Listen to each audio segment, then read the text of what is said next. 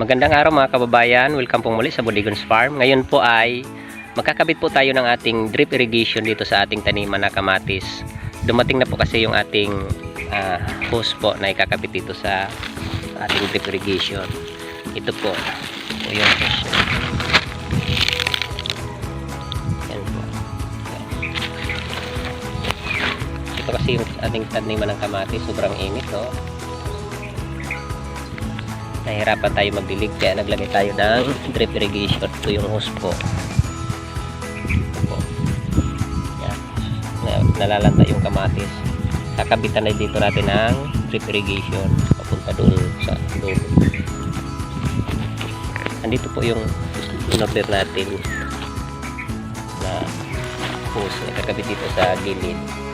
Yung main line po ng ano, nadaanan ng tubig talaga. Dito po yung mga drip valve.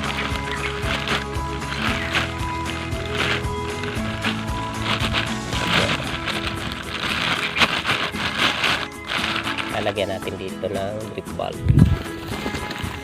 At dito mamaya po ipapakita ko kung paano paglagay nito dito. Lalagyan po natin yan dyan. Dito po yung ating hose.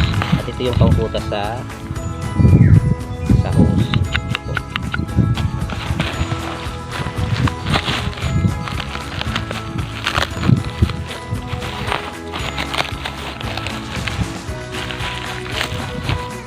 Okay po, ito po ngayon maglalagay na po tayo ng ating drip irrigation. Ngayon kung paano ito ikabit dito sa lapis.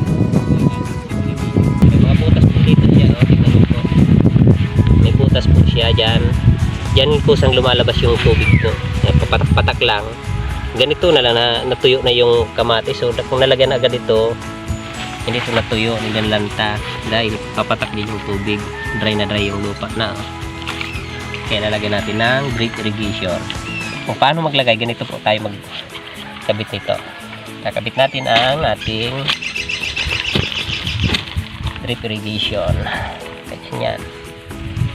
Butasan natin yung maliit. Yan. Tapos ito, maglalagay tayo ng valve. Ito po, yan. Yan.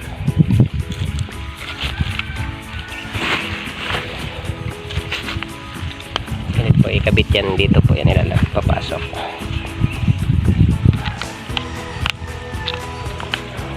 Dandan lang po. Yan, ganyan po, nakalagay na. At ilalak po natin itong ano niya. Yan po, may lock po siya.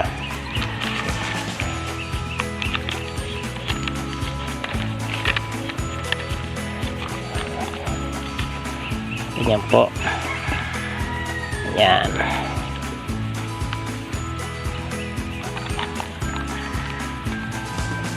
Kalak na po siya. At ito naman po dito. Ipasok naman natin ito dito. Ganyan po. Up. Ganyan din. At ilalak din natin to.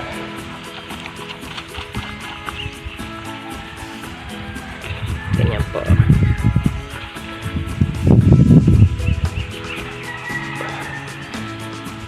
Yan. Ito po yan.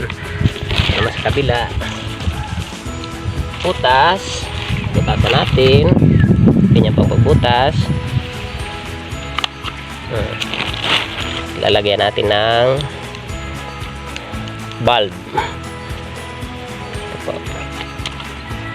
Ganyan po paglagay niya.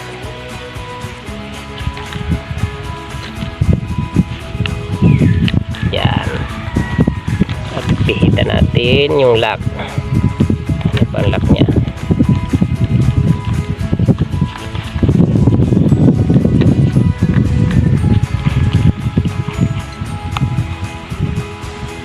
Nakalak na po siya. At ito naman ilalagay natin. Pasok natin dyan. Good.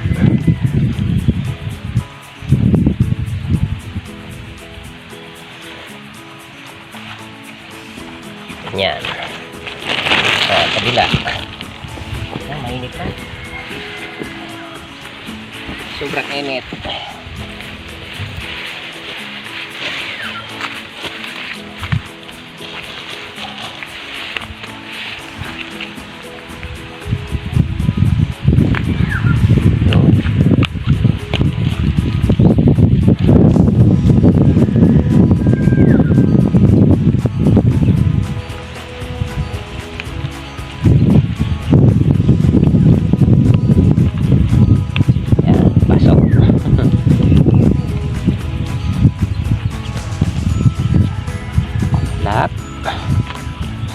At lagyan natin itong maliit na hose.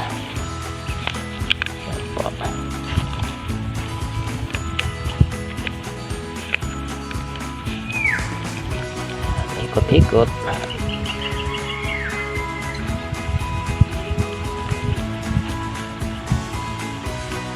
Yan, gano'n.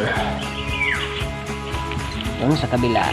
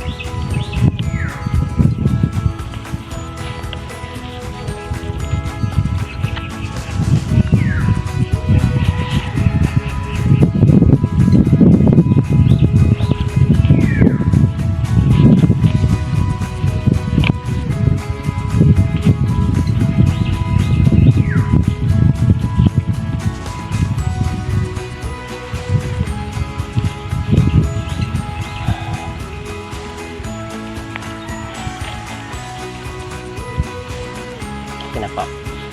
At update po na lang namin kayo kung paano na ito pag papadaanan natin ng tubig, lalagyan natin ng tubig. I-update na lang po namin kayo. At sa mga gustong gumaya nito para makatipid sa pagdidilig ng halaman ng tanim nyo, nakaka-order po nito sa online. Nakaka-order nito para ano yan, hindi na kayo mahirapan magdilig ng ating mga tanim. Kaya nito, sobrang init, lantang-lanta na yung ating kamatis. Oh. Mamaya, patutubigan na natin ito para ng tubig. Ito, sobrang tuyong-tuyo na. Okay po, salamat.